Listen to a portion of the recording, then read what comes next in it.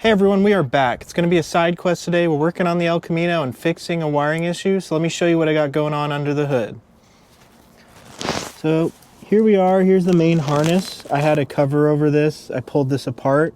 I was driving the car the other day and I was going down the road, got it nice and warm, and I realized that the alternator wasn't charging. So the voltage regulator ended up, which on these LS motors is connected to the back of the alternator.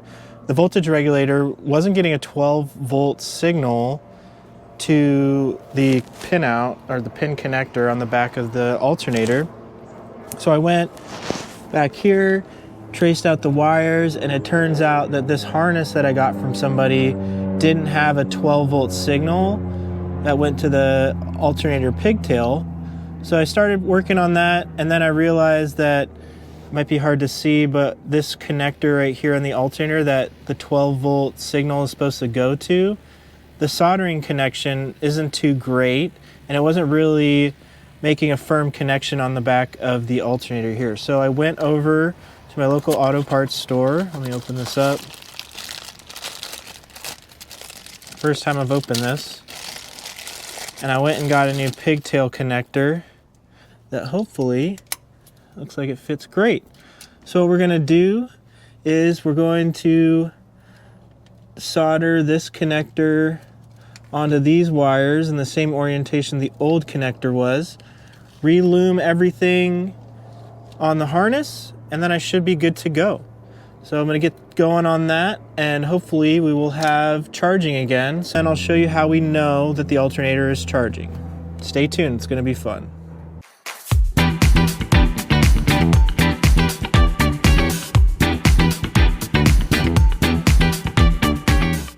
All right, it might be hard to see or hear with the engine running, but with my wires hooked up, I've got the negative side of my multimeter here connected to a ground, and then I've got the positive side connected to the back post and the alternator. Got it at 14.7 volts. That's right where we want to be. Everything's looking good. Hopefully it'll charge well. I'm going to wire one more thing in. I'll show you here in a second. And then we'll go and get this harness bundled up and tidied up. Next up, we have this right here. It might be hard to see, but this is a kill switch on a 15 amp fuse. So I'm going to hide this in the cabin, and I'm going to push it through the firewall, and then I'll bring you up over here and show you how I'm going to wire in this kill switch. I definitely recommend doing some kind of kill switch or hidden switch on any kind of classic car or engine swap car, especially if you let it sit for a while, if you're out of town, whatnot. You can kill the ignition or the fuel pump, whatever's easier, and it'll give you some peace of mind knowing that, you know, they're really going to have to dig and find where to flip the switch. A lot of swap cars and classic cars don't have an immobilizer system, so anyone with basic understanding of wiring can hotwire them pretty easily. Luckily these days that's pretty hard to find. Most people really don't know how to work on these. And the people that really want them are going to get into them. So I'm going to go hide this where I want to mount it, and then I'll show you how I'm going to wire it in here in a second. Update. So I've got these two black wires right here. That's our kill switch. I've got it run all the way up here.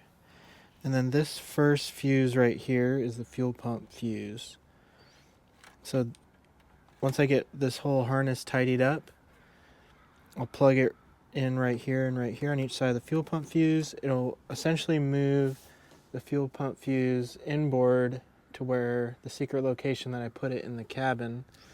And then that way I'll be able to kill my fuel pump whenever I park it. So they could sit here, they could break into the steering column, hotwire the ignition, crank, crank, crank all day, but they'll never be able to get fuel to the cylinders because I've got this set up. So I'm going to tidy up the wiring loom here, get everything put back the right way, and then we'll touch base here shortly.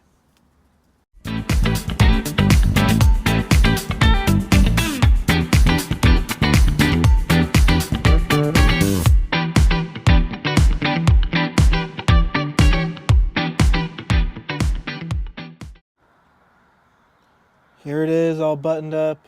It's not the prettiest wiring job, but it'll do. So I've got it wired into my fuel pump fuse. So that should work. I've got a little bracket I've got to go put a hole in to where I'm going to mount that special switch. So I'm going to go do that real quick, and then I'll be back here in a second. Well, now we've got a tidy engine bay-ish. I'll work on the wiring. We'll get that wiring right.